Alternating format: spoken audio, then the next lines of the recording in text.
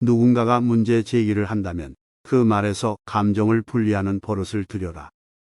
언뜻 들으면 상대의 말이 나를 상처 주기 위한 것처럼 느껴지지만 사실 내 기분이 만들어낸 오해일 때가 많다.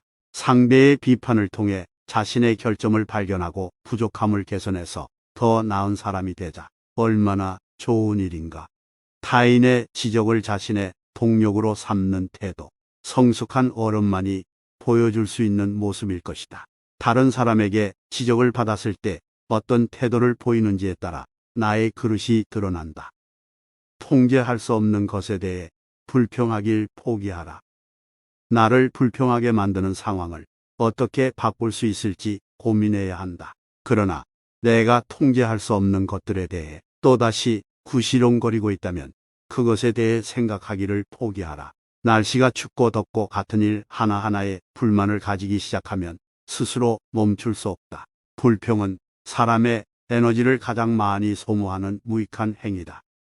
타인에게 전염된 기분은 과감하게 쳐내버리자. 남에게서 가장 경계해야 할 감정은 우울감이다. 만약 상대방이 크게 분노한다면 우리는 이를 방어할 수 있다.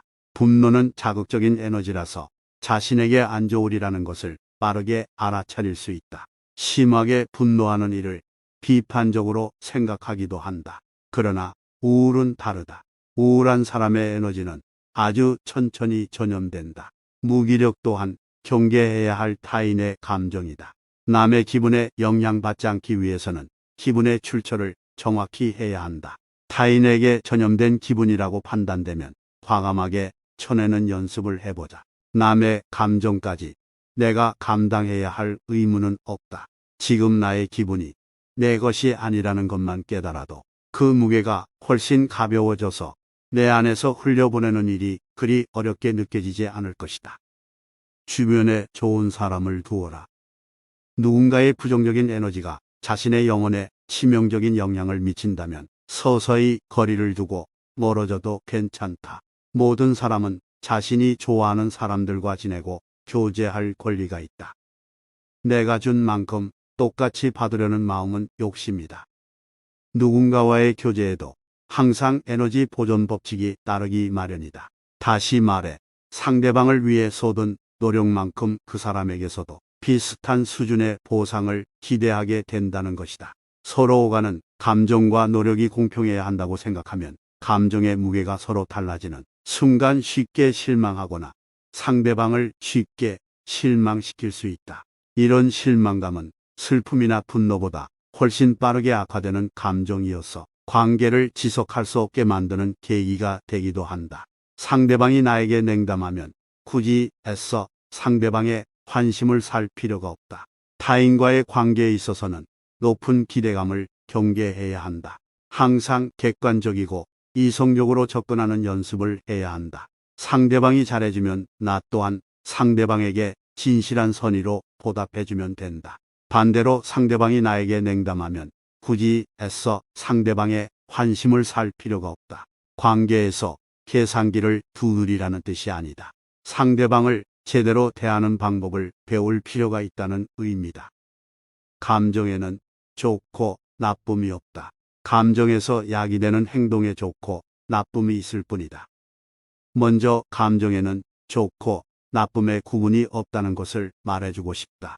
그 대신 감정에서 야기되는 행동에는 좋고 나쁨의 구분이 명백히 존재한다.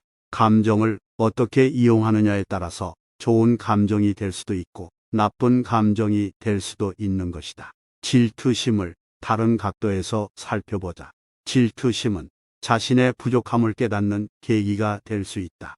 남의 성공과 나의 실패를 있는 그대로 받아들이고 자신의 발전의 원동력으로 삼는다면 그건 분명 긍정적인 감정일 것이다. 그래서 감정에는 좋고 나쁨의 구분이 없고 우리가 어떻게 보는지에 따라 달라진다. 힘이 들 때는 나를 위로해주고 내 기분을 풀어주자. 마음이 힘이 들면 맛있는 음식을 먹거나 운동으로 땀을 빼면서 자신을 위로해보자. 나를 위로할 수 있는 방법은 결국 내가 가장 잘 찾아낼 수 있다. 자신의 좋은 친구가 되는 방법을 배우자. 나의 기분은 내가 잘 알아주어야 한다. 내가 아니면 누가 나를 챙기겠는가?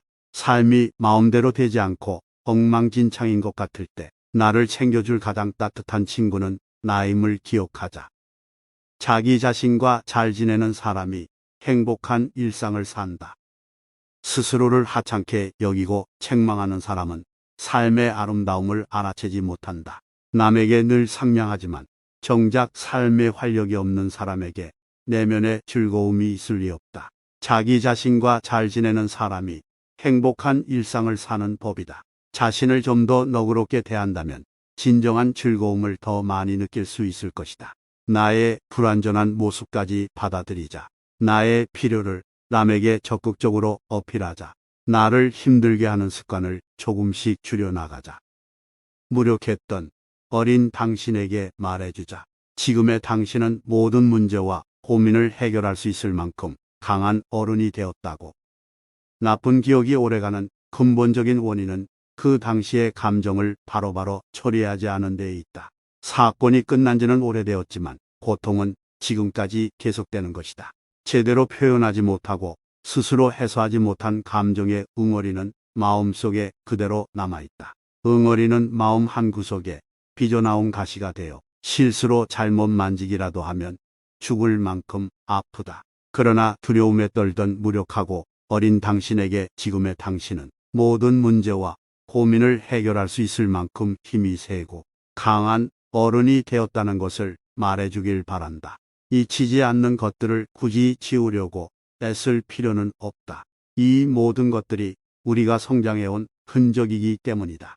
과거의 상처를 마주보는 것만으로도 자신을 알아가고 성장시키는 데 중요한 동력이 된다. 정말 강한 사람은 상처를 한 번도 받지 않은 사람이 아니다. 상처가 있지만 그것을 직시하고 이겨내 더 나은 내가 된 사람이다. 그러니 마음을 열고 상처를 성장의 힘으로 바꿔보자. 비바람이 휘몰아치는 날들을 이겨내야 비로소 화창한 날을 맞이하게 될 것이다.